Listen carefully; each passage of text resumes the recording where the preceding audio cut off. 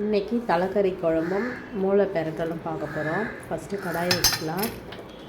கடாயை வச்சுட்டு மிளகு, கொஞ்சம் சீரகம், சோம்பு சேர்த்து லேசாக வதக்கி எடுத்துக்கலாம்.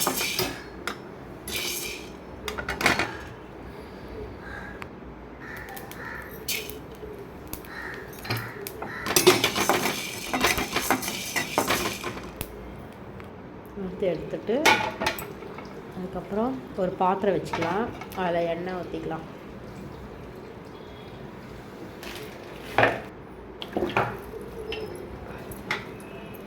நான் ரீஃபைண்ட் ஆயில் தான் ஊற்றிருக்கேன். அதில் பட்டை, சோம்பு, ஏலக்காய், பிரிஞ்சி இலை இந்த வகைகள்லாம் சேர்த்து வதக்கிக்கலாம். அடுத்தது வெங்காயம், கருவேப்பிலை, பச்சை மிளகாய் சேர்த்துக்கலாம்.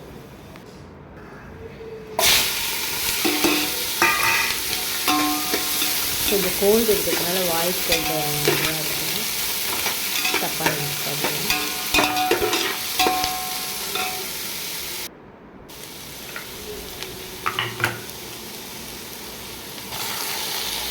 சரி, தக்காளி சேர்த்துக்கலாம். தக்காளி சேர்த்துட்டு நல்லா வதக்கிக்கலாம்.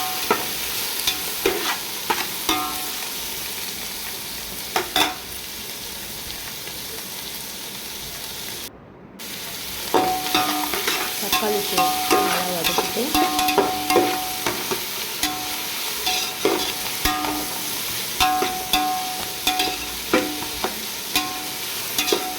அதுக்கப்புறம் இஞ்சி பூண்டு சேர்த்துக்கலாம்.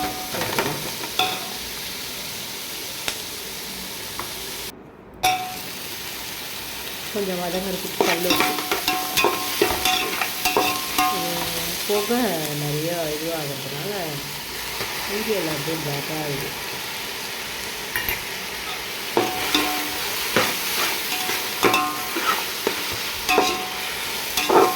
இஞ்சி பூண்டு பேஸ்ட் சேர்த்து நல்லா வதங்கினதுக்கப்புறமா தலைக்கறி க்ளீன் பண்ணி வச்சிருக்காங்க, அதை எடுத்து சேர்த்துக்கலாம். அதை சேர்த்து நல்லா பரட்டிடலாம்.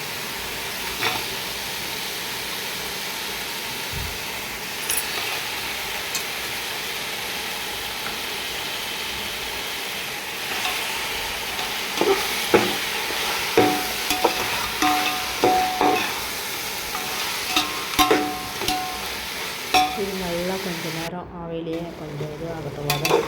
வதங்கினதுக்கப்புறம் மிளகாத்தூள், கொஞ்சம் கரம் மசாலா, மஞ்சள் தூள், உப்பு, கொஞ்சம் காஷ்மீரி சில்லி பவுடர் சேர்த்துருக்கேன். இது நாலும் சேர்த்துக்கலாம். அதில் மிளகாத்தூள் கரெக்டாக இருக்கும் காரத்துக்கு.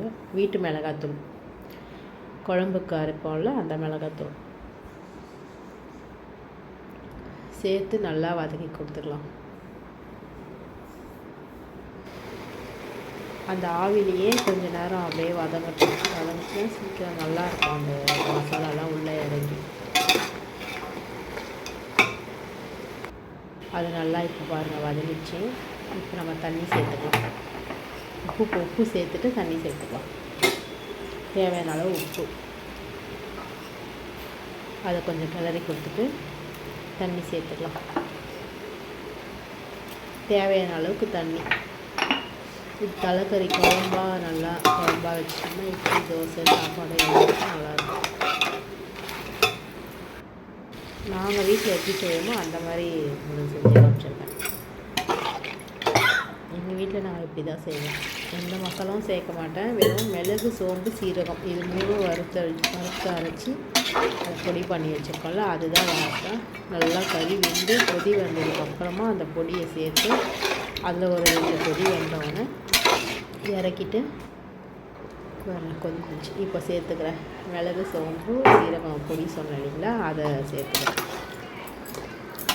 அதை சேர்த்து கொஞ்ச நேரம் கொதிக்க விட்ட பிறகு ஒரு கடாயில் எண்ணெய் விட்டு, ரீஃபைண்ட் ஆயில் தான் விட்டுட்டு, கருவேப்பிலையும் சோம்பை தாளித்து கொட்டிக்கலாம்.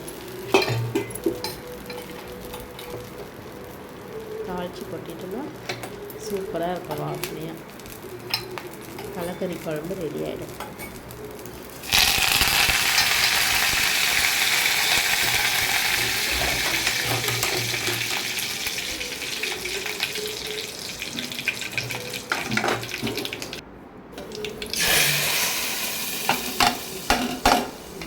இப்போ கிளறி விட்டு இட்லி தோசை சாதத்துக்கு நல்லாயிருக்கும்.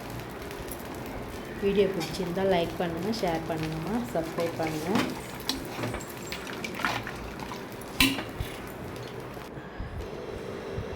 தோசைக்கு